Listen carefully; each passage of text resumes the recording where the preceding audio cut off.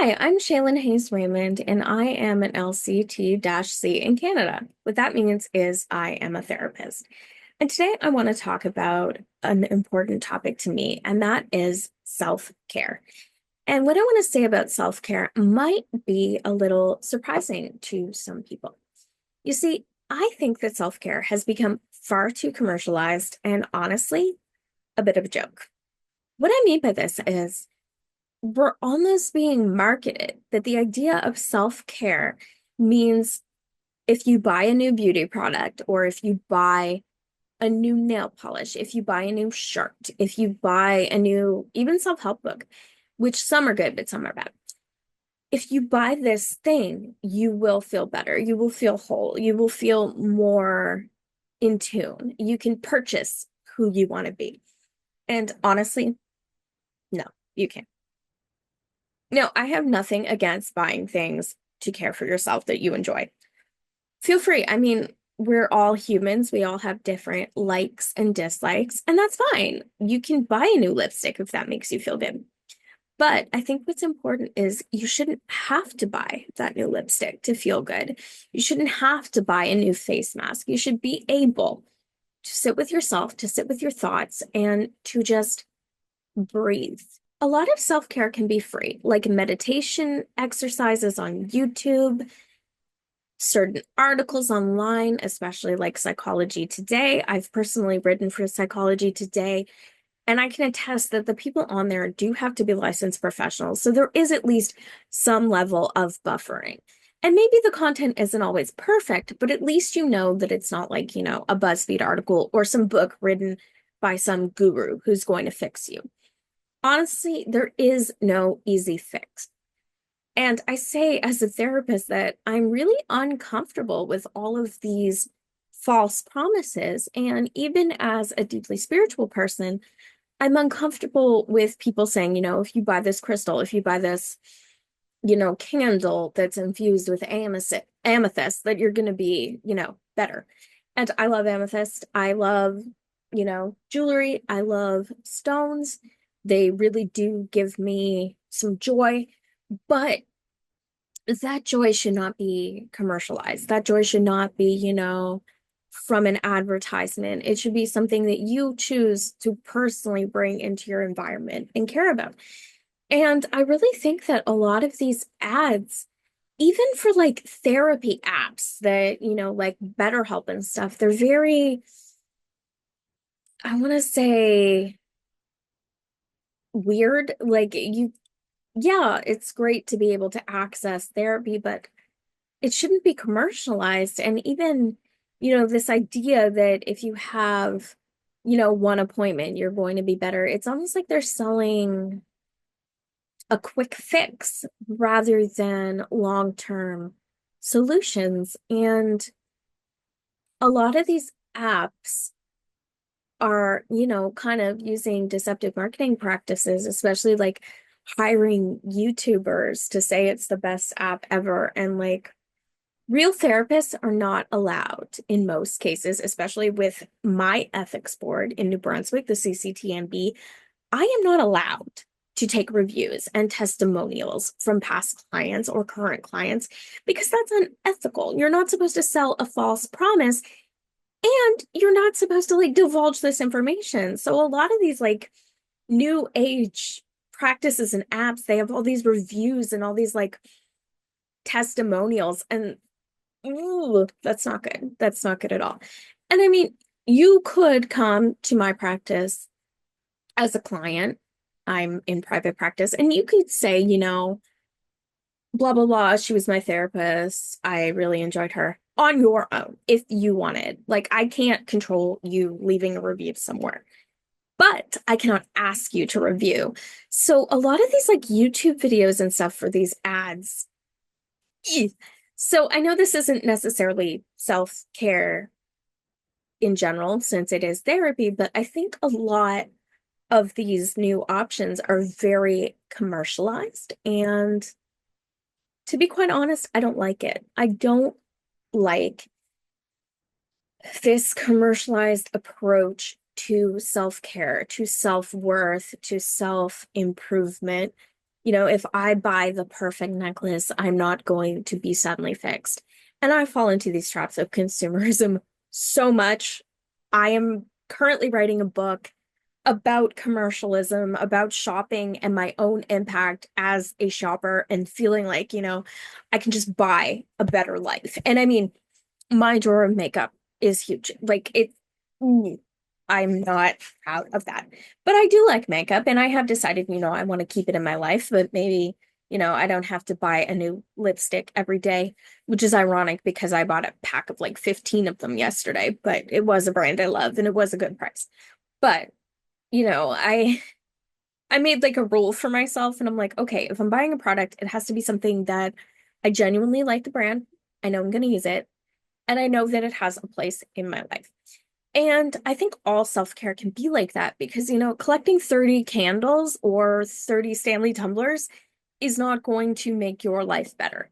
But one Stanley tumbler or, a knockoff, a Walmart version, whatever, if that has you drinking water more and feeling better, that's awesome. But, we have to really rein ourselves in. And when we're looking at these marketing tactics on TikTok or YouTube or Facebook or Instagram, these people are often using mental health as an in, treat yourself and all this. It's like, but are you treating yourself if you're trying to shop away these emotions instead of, sitting, reflecting, sitting in these, sometimes nasty emotions and figuring out why you're feeling them?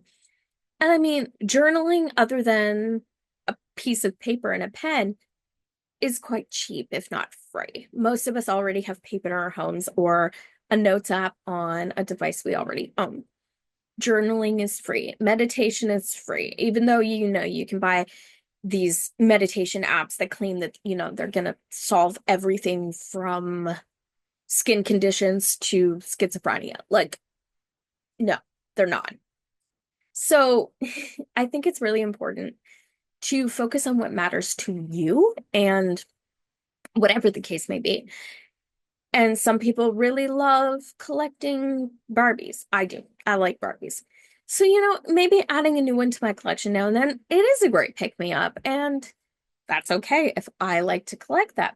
But I think we need to move away from self-care being another purchase. Mindful self-care, maybe starting to read more when we've gotten away from it. I know that's one thing that I am trying to implement instead of like doom scrolling to actually like pick up a book and read for half an hour. I did it a lot in the summer because I was sitting out like in the nice breeze and that was absolutely wonderful. But as fall kind of picked up, I got out of that habit. But I want to try to like create a little reading nook in my home so that I'll start reading again. Because I don't know, I'm like weird about how I read and where. Even though when I was a teenager, I used to read like 3 books a week. But yeah, I think it's important to realize that self-care for you is whatever you enjoy, whatever brings you joy. It might be playing with your kid, it might be playing with a pet, it might be, hanging out with your partner, just watching a comedy movie. It might be baking your favorite cookies or going for a walk, listening to songs that you love. I think we need to get away from scrolling and purchasing whenever we feel pain.